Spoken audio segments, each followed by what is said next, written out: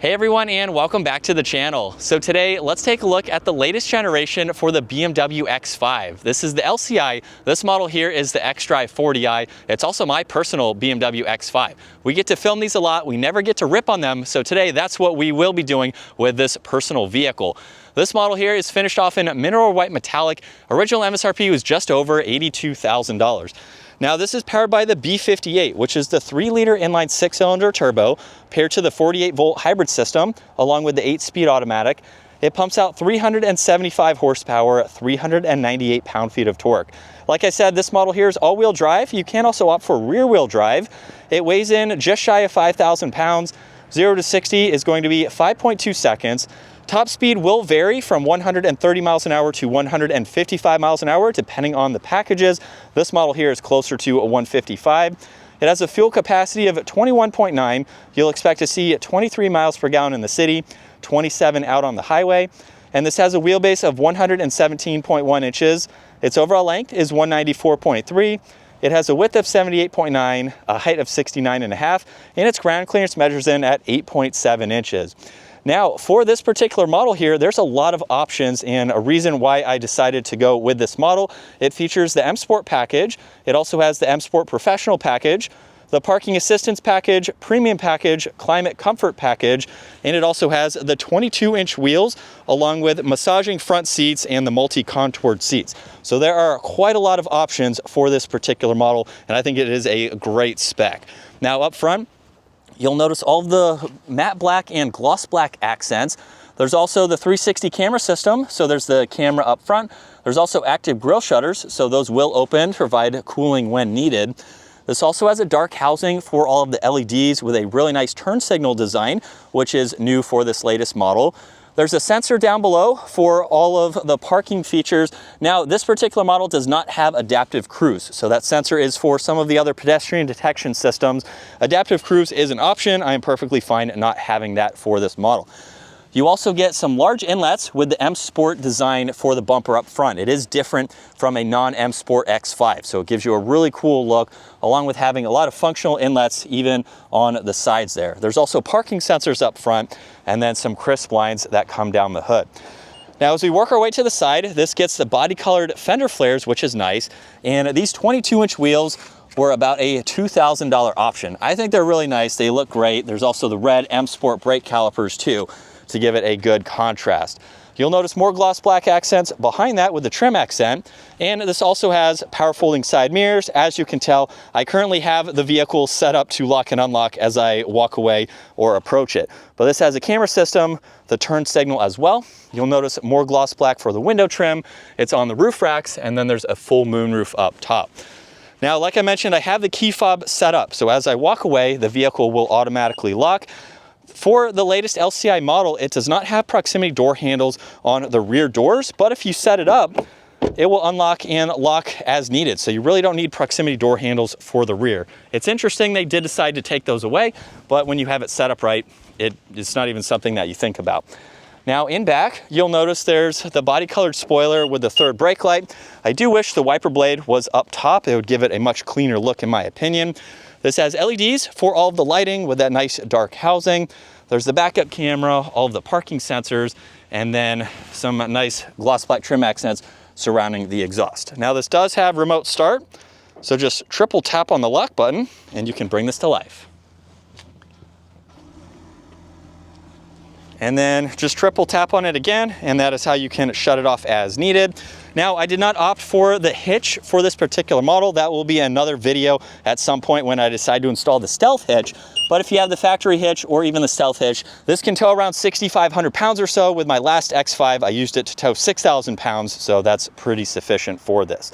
Now with the X5, you also get the split liftgate design. So you have the upper section along with having the rear tailgate. Now this model does not have adaptive height suspension. It has the M Sport suspension, which it rides very nice even with these 22-inch wheels. So you only have that one control to lower the tailgate in the back. Now with this X5, you have a lot of space in back. It's a practical SUV. You also have some hooks here where you can place some bags, and I have the full-size spare. So that is an option. You can delete it if you would like, but full-size spares up underneath. Then you have the cover, and you can fold the back seats down for even more interior space. Now with the tailgate, you don't have to push the button down below. You can push the button up top and it will close both of those, and then you can lock the vehicle as well, which is nice. Now, as we work our way to the interior, this model has the silverstone leather interior, which is a great combo with the white. So white on white basically gives it a great look. You'll notice a two-tone design for the door panel as well. There's ambient lighting, wood trim accents, and then storage in the lower section.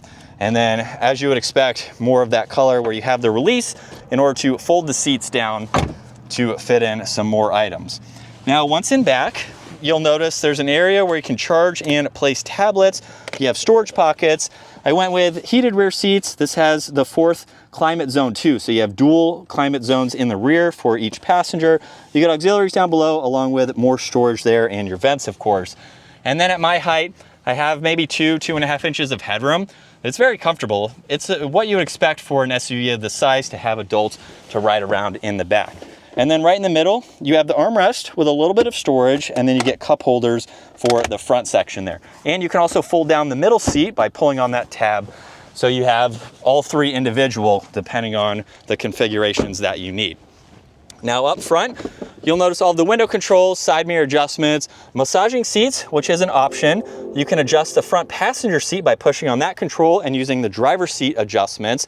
And then more storage down below, and Harman Kardon for the audio for this model. You'll notice M down on the door sill there. And then with the multi-contoured seats, you actually have an adjustment for the headrest there, and you can move the upper half of the seat individually from the lower half. And you also have the leg support, which is automatic. So you have a very comfortable design for these seats. Now let's start this up and take a listen to that B58.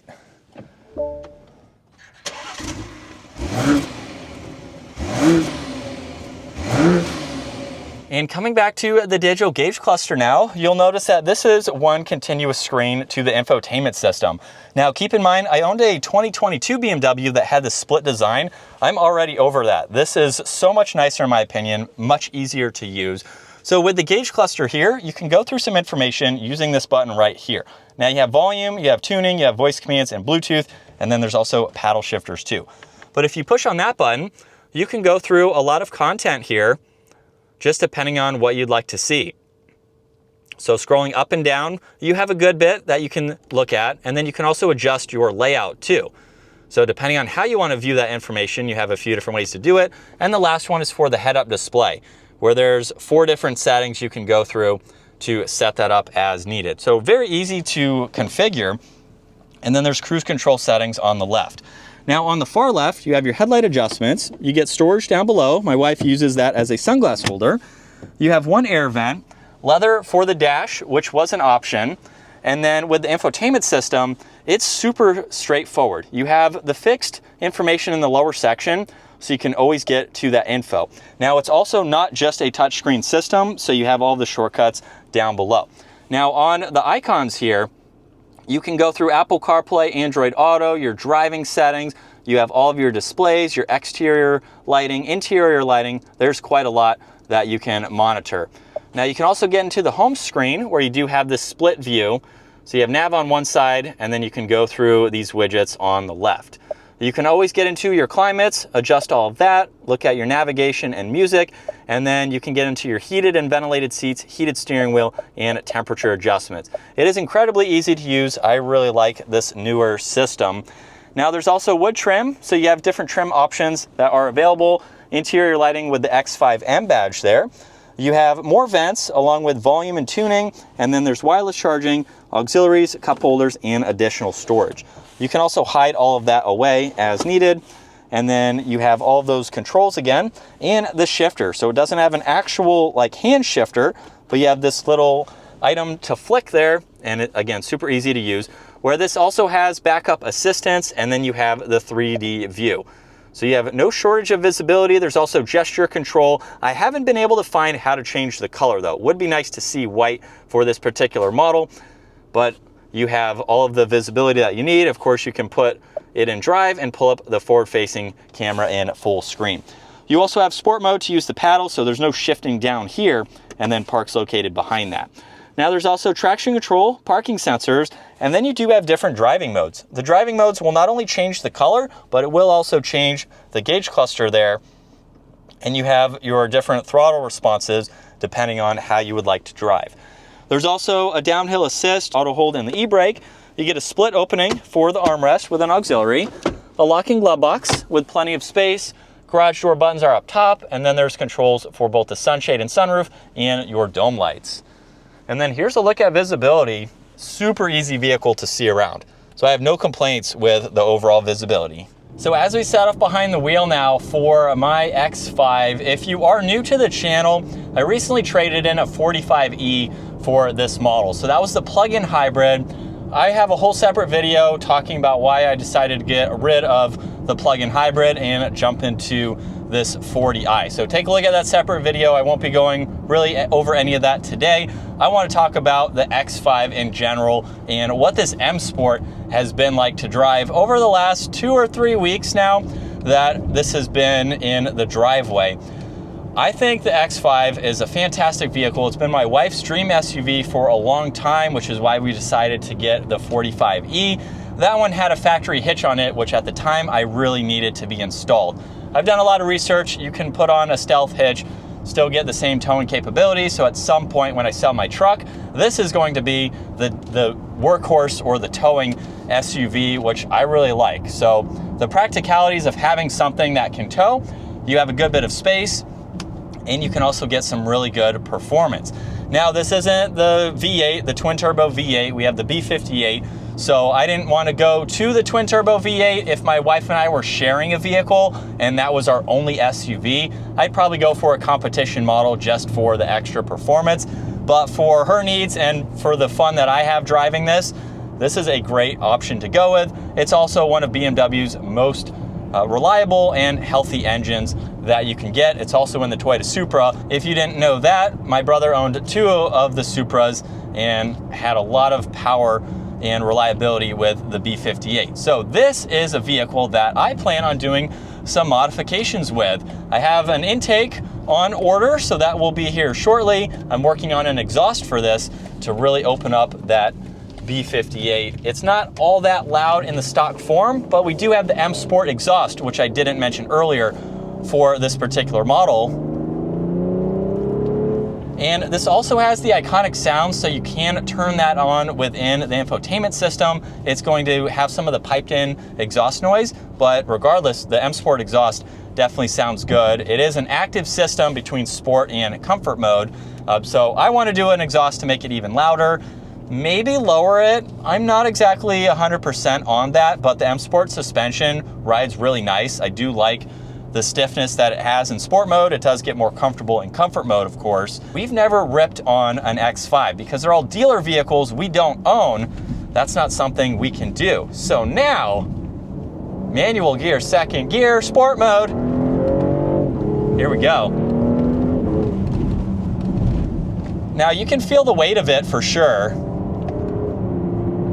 It's not a sports car, but the handling and the power that you can get from these vehicles is pretty insane. The M competitions have over 500 horsepower. They really move. And the paddles are also very responsive too. So this is a vehicle that if I'm not taking my R8, I can still have fun. Not, quite as much through the turns and things like that. But for a performance-oriented enthusiast like myself, my wife can have her dream daily driver, and then I can have fun when I want, since I'm driving most of the time. And this is a fun vehicle, even without having the competition model. That's a lot of fun. So to rip on it a little bit more than what we get to do in dealership vehicles, I have no complaints with it. Aside from, yes, you can feel the weight of it, but on this back twisty road, it's handling them pretty well. And we've also made videos of some of the ownership experience with our X5, but just to talk about it briefly, it's a super comfortable daily driver. There's no wind noise, there's no road noise. My last X5 had the height adaptable suspension, which does ride a little bit softer than this. Personally, I wasn't a huge fan of it, so I do like a little bit stiffer that the M Sport has. Now there's also a third suspension, so you don't have to get the M Sport. You can get just a normal basic suspension that's not height adjustable. But if you're looking for a luxury, you will get that in the X5. All the materials are really nice. It just gives you a really great daily driver that's functional and very practical. So I have nothing but good things to say about it. Not trying to be biased, but it's my second one, and we decided to get another one just because of what it is to drive and the reliability with the B58. BMWs and other luxury vehicles like my R8 don't have to cost an arm and a leg. I know a lot of people stray away from them because you could go to the dealership and spend $600 on an oil change, but you could also watch my oil change video, and for less than $100, you can do it yourself in less than an hour. It's really not complicated or hard to maintain and keep these vehicles on the road. There might be some parts here and there that might cost significantly more than a Toyota or something like that. But in general, if you can learn some of the DIY processes yourself, this isn't going to cost anything to keep on the road. And that's why I like going with these vehicles. They're reliable, they're easy to maintain, and I haven't had any issues with the numerous R8s I've had. Second X5, they're really not all that hard or intimidating to want to own and drive to keep on the road. And so we are in Sport Plus second gear. Here we go.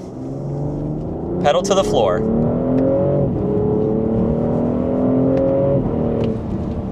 And there's a few pops in that exhaust, not from the piped in speaker noise, but I can't wait to make it even louder when I throw on a new exhaust.